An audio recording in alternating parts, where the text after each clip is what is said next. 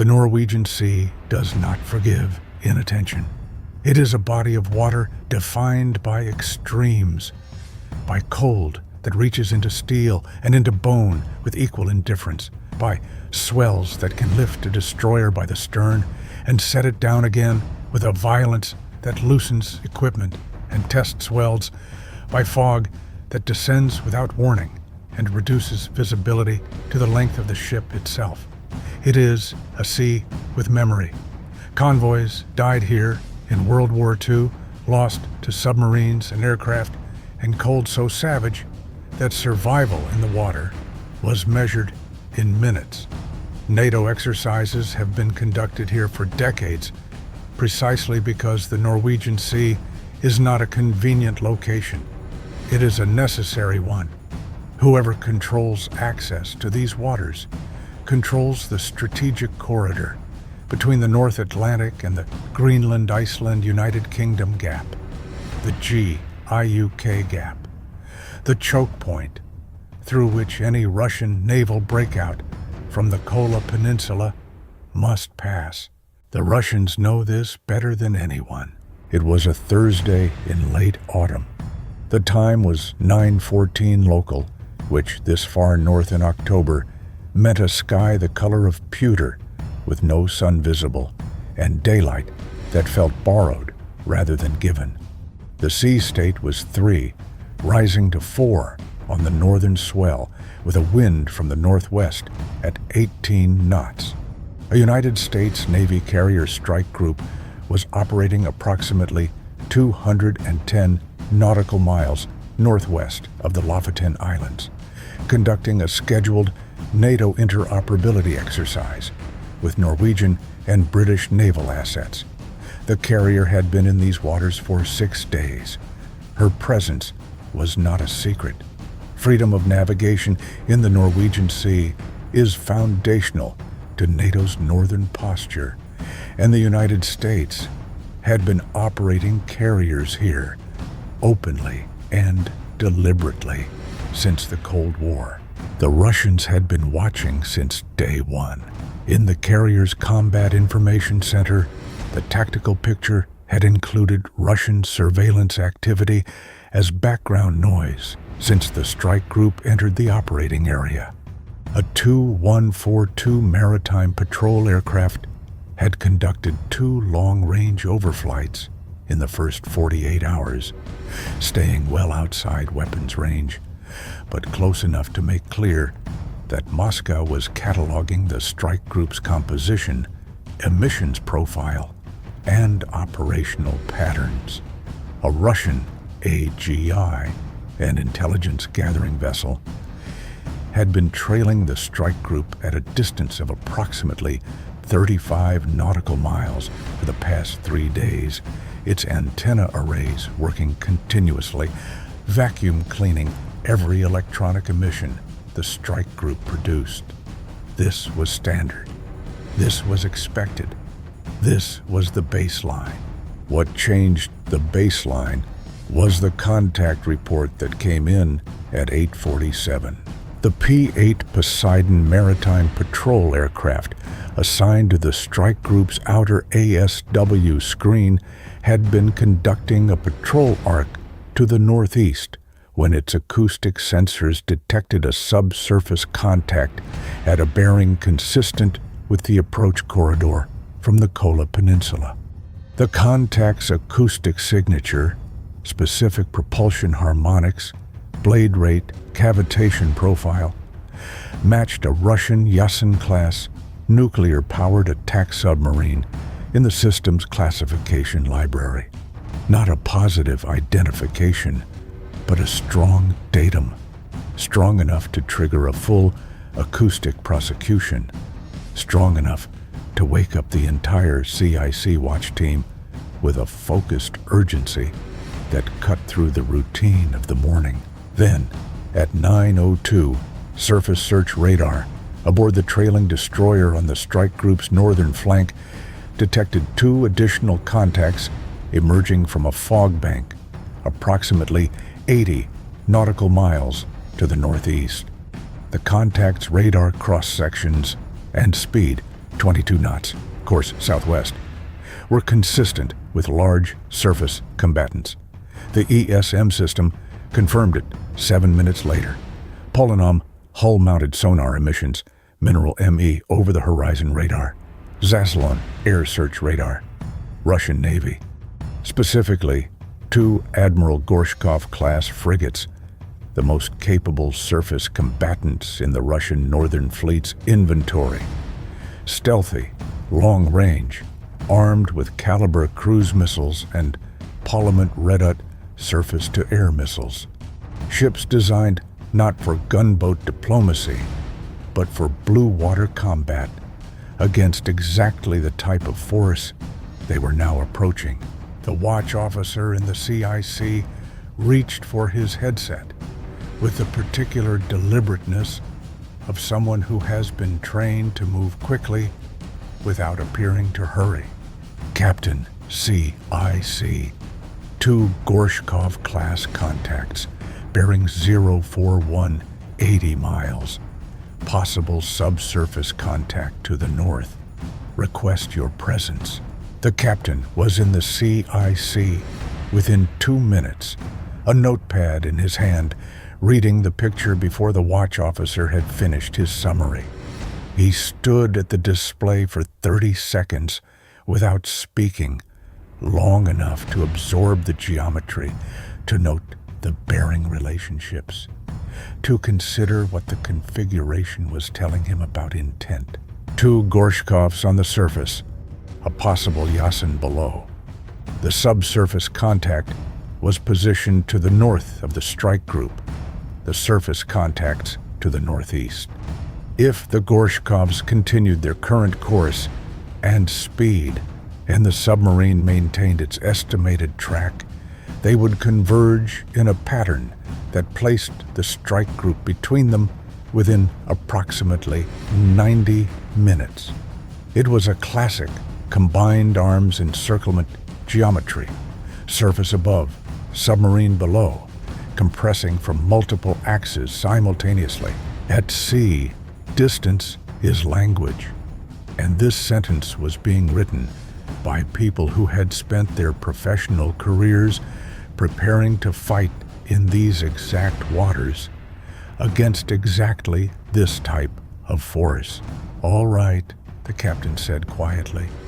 "What's the Norwegian status?" "HNOMS Fridtjof Nansen is 40 miles to our south, sir. She's tracking the picture.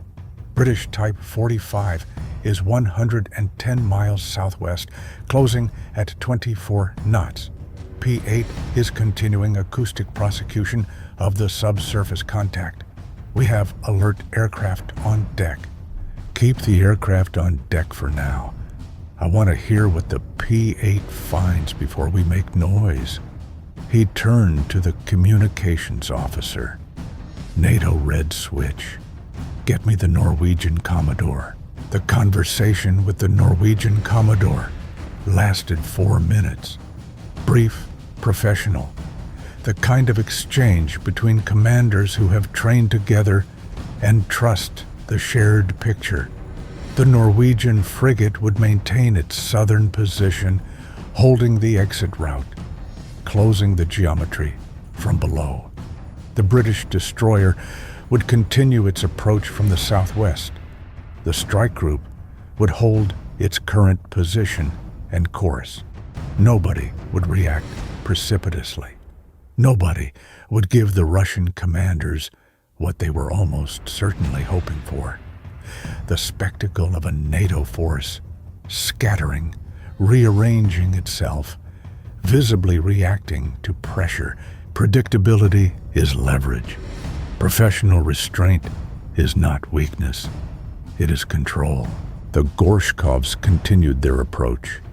By 9:40, they were 60 miles out and had reduced to 18 knots, a slight decrease that changed the geometry without eliminating it. At 60 miles, they were well within caliber cruise missile range. Both ships were well within range of the strike group's standard missiles in return. Everyone in the CIC understood the mutual geometry of that equation.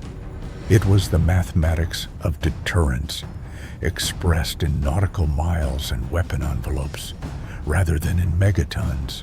The ESM team was working continuously. The Gorshkovs were radiating in an aggressive electronic posture.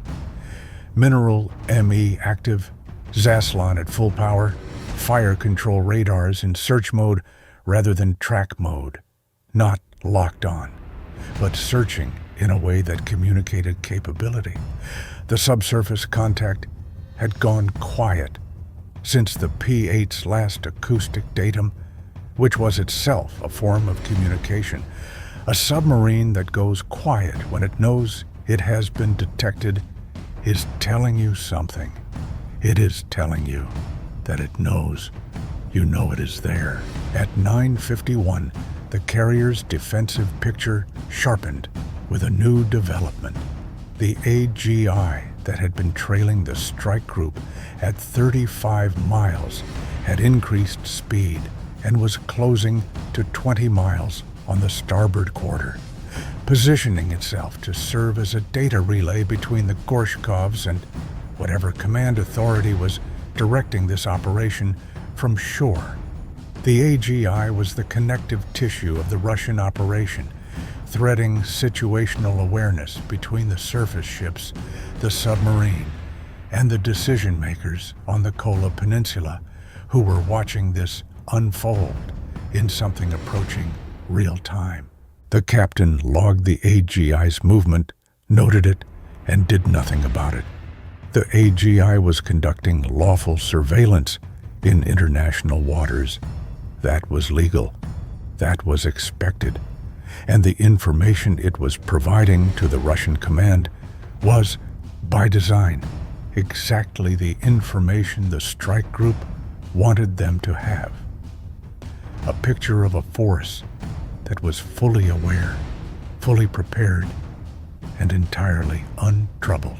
The geometry tightens at 10:08, with the Gorshkovs now 44 miles to the northeast, and the subsurface contact last placed at 31 miles to the north.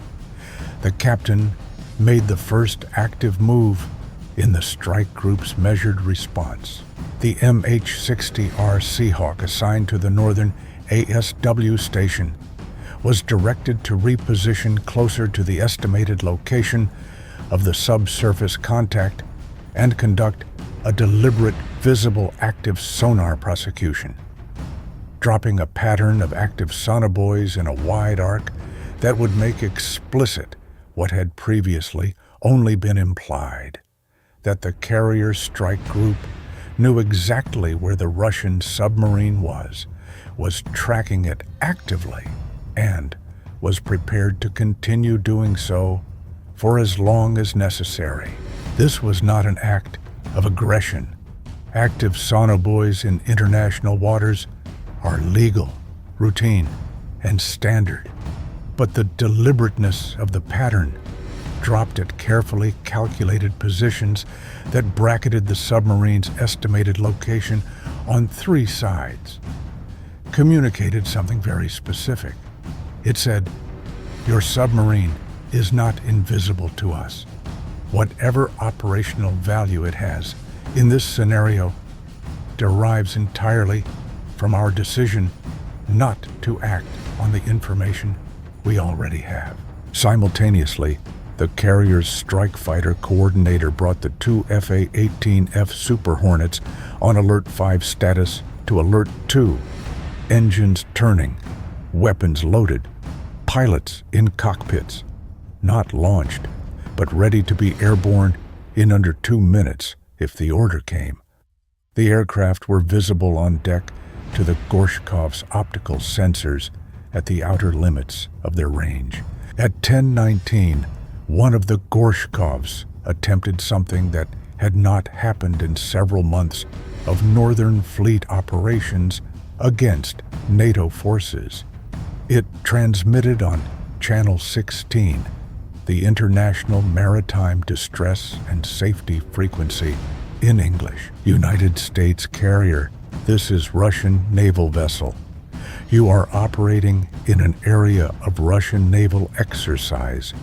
We recommend you alter course to the south to avoid mutual interference." The transmission was logged immediately. The captain looked at it for a long moment, not reading exactly, processing. There was no Russian naval exercise in this area. No notice to mariners had been filed. No international notification of any kind had been issued. The transmission was a fabrication, and the Russian commanders knew the Americans knew it was a fabrication. But it was a clever one. It created a paper trail, a documented request that the Americans alter course, that could be cited in subsequent diplomatic or media contexts as evidence that Russia had attempted to de-escalate. Never mind that the exercise did not exist.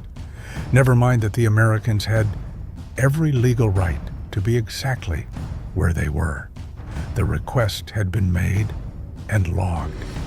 That was what mattered to whoever had authorized this tactic. The captain dictated his response to the communications officer personally. It was transmitted on channel 16 30 seconds later in English, without translation. "Russian naval vessel. This is USS. We are operating in international waters in full accordance with international law and UNCLOS provisions. We are not aware of any notified exercise in this area. We are conducting lawful operations and will maintain our current position. All communications and activities are being recorded and reported to NATO Command. We note that you have been operating in close proximity to this strike group for the past 90 minutes. We recommend you maintain safe professional distance in accordance with call regs and the 1972 Incidents at Sea Agreement." The response was everything the transmission needed to be. Legally precise, factually accurate, firm without being aggressive. And it cited the 1972 INCSEA agreement by name, a bilateral agreement between the United States and Soviet Union, inherited by Russia, that specifically governed the professional conduct of naval forces operating in proximity to each other. Citing it was a reminder that rules existed, that both sides had agreed to them, and that deviation from those rules would be noted, documented, and reported. The Gorshkovs did not respond on the radio. At 10:33, the P-8 Poseidon dropped a final active sonobuoy pattern that produced a solid acoustic return. Unambiguous, classified, logged with full positional data. The Yasen-class submarine was at a depth of approximately 240 meters, course northwest, speed 4 knots.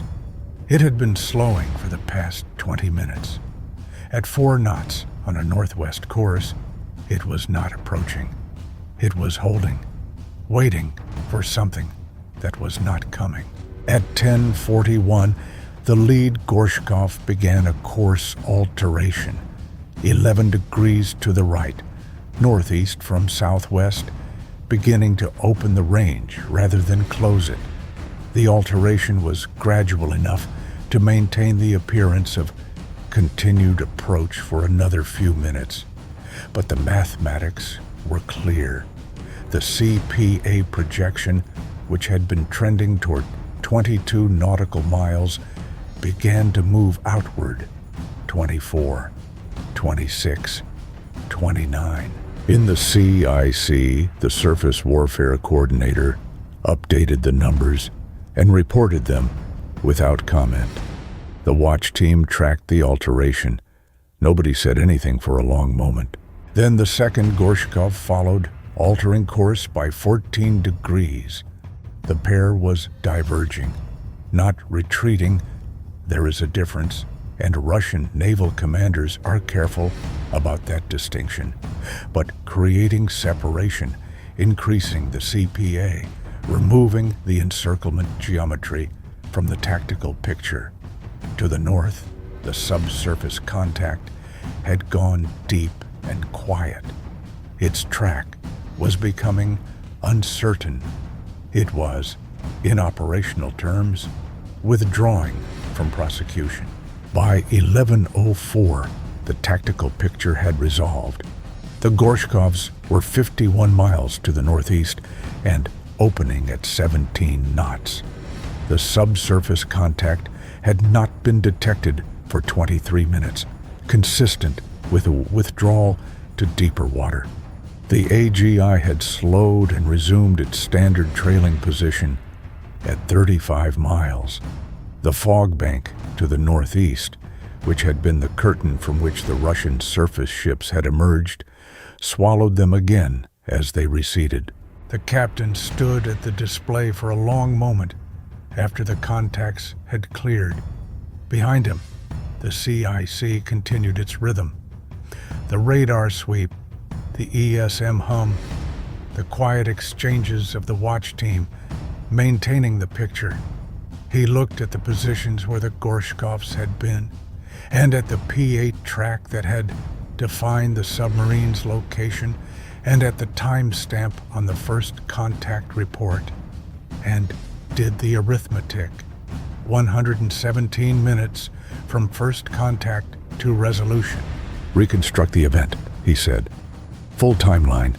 I want every SIGINT capture, every optical frame, every sonobuoy datum, every radio transmission, ours and theirs, compiled for strict for NATO within 3 hours. Include the AGI track. Include the INCSEA citation. I want the package complete." He looked around the CIC once, at the faces of the watch team, calm, focused, professional. The Norwegian Commodore and the British CO get a personal signal from me before end of watch. They held their positions exactly right. He left the CIC without ceremony. The carrier maintained her position in the Norwegian Sea. The exercise with Allied forces resumed by early afternoon. The wind from the northwest had dropped slightly. The swell remained at 3. What had occurred in these waters over 117 minutes was, by the standard of great power naval encounters, a minor event. No shots fired, no collision, no formal diplomatic protest, though the communication intercepts and imagery would be analyzed in Moscow and Washington for weeks by the standard of what it demonstrated about NATO readiness, about Allied coordination, about the gap between Russian ambition and American capability in the maritime domain. It was something more significant. The Norwegian Sea has always been a place where great powers measure themselves against each other in cold water and bad weather, far from the eyes of the public, in encounters that rarely appear in headlines, but shape the actual balance of maritime power in the North Atlantic. This was one of those encounters. The Russian Northern Fleet had tested, probed, and pressed. They had found what they found every time they pressed in these waters against this kind of force. Awareness so complete it was claustrophobic. Discipline so steady it was implacable. And an alliance spread across 3 nations that held its geometry without flinching. Modern naval supremacy in the high north is not measured in how loudly you respond to a challenge. It is measured in the quality of the silence you maintain while the geometry resolves itself in your favor, and in the thoroughness of the package you send to command afterward, so that the next crew in the next ship, in the next autumn, in the same pewter gray waters, knows exactly what to expect and exactly what to do. The Norwegian Sea does not forgive inattention. On this day, nobody was inattentive.